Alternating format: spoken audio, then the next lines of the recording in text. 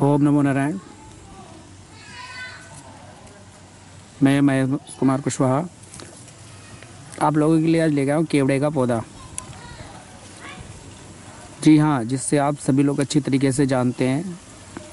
केवड़ा अगरबत्ती, केवड़ा धूप, केवड़ा रस, केवड़ा जल, केवड़ा इत्र आदि नामों से जो आप लोग लेते होंगे मार्केट में, ये उसी का छोटा सा पौधा है। होता तो ये भारी भारी हो जाता है गन्ने की फसल की तरह,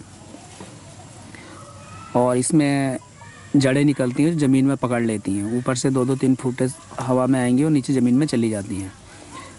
तो इसकी पत्तियों में किनारे काटा होता है। हम आपको दिखाते हैं, ये देख सकते हैं इसकी पत्तियों में किनारे पे कांटे हैं, और इसके मिडिल में भी कांटे होते हैं। ये पीछे वाले हिस्से में देखेंगे तो यहाँ भी कांटे नज़र आएंगे आपको। ये देखिए, और ये दलदली इलाके का पौधा है जहाँ पे नमी रहती है, कीचड़ रहता है, नहीं पानी रहता है, वहाँ पे होता है। लेकिन ये मैंने शुष्क जगह पे अपने घर पे लाके बोया है। मैं कहीं बाहर घूमने गया था तो मुझे मिल गया था, और वहाँ पे मैं इसको बताऊँ तो इसको हम धोती पुस्तिका, गंध पुष्प, इंदुकलिका, नृप्रिया, केवरी, गदगई आदि नामों से भी जानते हैं। और ये 2 प्रकार की होती है। एक तो इसमें होता है सफ़ेद फूल वाला जिसको हम केवड़ा कहते हैं, और एक पीले फूल में होता है जिसको हम केतकी कहते हैं। तो केतकी में खुशबू बहुत ज़्यादा होती है और पूरे 1-2 किलोमीटर तक फैलती है। और इसी वजह से बहुत है, जहाँ से मैं लाया था वहाँ के बाबा जी कह रहे थे बेटा इधर मत जाओ, जंगल में केवड़े के पेड़ हैं, सांप काट लेंगे।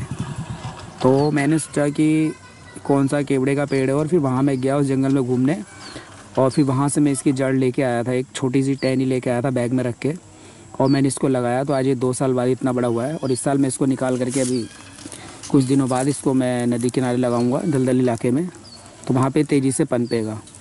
और फिर इसके हम पुष्प देखेंगे। तो इसका जो प्रयोग है, देखिए इसमें तना होता है, जो तना हम औषधि रूप में प्रयोग करते हैं। मैं दिखा दूँ, यहाँ छोटा है लेकिन फिर भी तना आ रहा है। जी ये देखिए, ये इसकी ये तना और ये जड़ है, ये जो ज़मीन में जा रहा है जड़ है, और ये तना है। तो इसके तने का मैं प्रयोग आपको बताऊंगा। ज़्यादा मेरा अनुभूत नुस्खा नहीं है, फिर भी आपको मैं इससे बता देता हूँ आपके इसके बारे में। ये काफ़ी बड़े बड़े हो जाते हैं, तने आराम से मिल जाते हैं। जहाँ से लाया था वहाँ तो टक के हिसाब से। तो इसका जो है, इसके पत्तों से भी सुगंध निकलता है, उससे तो निकलता ही है। और ये पथरी में, और जो विषनाशक है वो विषनाशक भी और पथरी को भी दूर करता है। इसके फूल जो होते हैं वो उसमें बहुत ज़्यादा गंध होता है और सुंदर होता है और खुशबूदार होता है, जो कि हम अगरबत्ती या धूप में यूज करते हैं।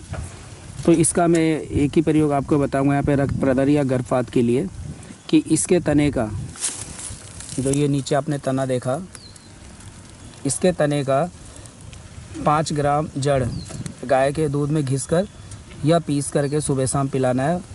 तो कितना भी भयंकर रक्त प्रदर होगा सही हो जाता है। साथ ही इसको दूसरे से चौथे महीने तक दूध में इसी प्रकार हम देते हैं तो गर्भ गिरने की समस्या ख़त्म हो जाती है। या जिस स्त्री को हमेशा गर्भपात होता हो तो इसका प्रयोग कर सकते हैं। तो दूसरे से चौथे महीने तक सेवन करना है, जिससे गर्भपात बंद हो जाता है। तो इसका यही एक प्रयोग मुझे अभी पता है, और बाकी बहुत भी है लेकिन मैं बताना ही चाहूँगा। तो ये रक्त प्रदर, और मैंने किसी से पूछा था और उन्होंने बताया मुझे कि रक्त प्रदर और ये गर्भ जो गिर जाता है उसमें बहुत अच्छा कार्य करता है। तो ये आप लोगों के सामने है। और अगर किसी भी भाई बहन को इसके बारे में या गुरुजी लोगों को इसके बारे में जितनी जानकारी हो तो कुछ बताना चाहें तो बता सकते हैं, और जिससे कि इससे हम लाभ ले सकें और इस पौधे को इस तरह व्यर्थ ना जाने दें। क्योंकि ये जंगलों में मैंने देखा कि बहुत होता है और इसका कोई प्रयोग ना होने की वजह से ऐसे ही पड़ा पड़ा वो ख़राब हो जाता है। और हाँ, अगर जंगल में जाए तो इसके आसपास ना जाएं, क्योंकि सुगंध के टाइम में इसके आसपास सर्प होते हैं। ऐसा मुझे वहाँ के बाबा जी लोगों ने बताया था कि बेटा मत जाओ, उधर सांप रहते हैं। तो इसी वजह से संभवतः खुशबू की वजह से वो खींचे चले आते होंगे। तो संभल करके जाइएगा अगर कहीं आपको मिलता भी है। और ये देखने में सुंदर लगता है। जैसे हम गमले में कैक्टस वगैरह लगाते हैं तो उसकी जगह इससे भी लगा सकते हैं। कभी पुष्प आएगा तो खुशबू भी आएगी और पत्ते भी काम आएंगे, तना भी काम आ जाएगा। तो ये रहा था आज का मेरा पौधा केवड़ा और केतकी। आप लोगों ने देखा, बहुत बहुत धन्यवाद। इसको सब्सक्राइब करना ना भूलें और चैनल को सब्सक्राइब करें और इस वीडियो को शेयर भी करते रहें।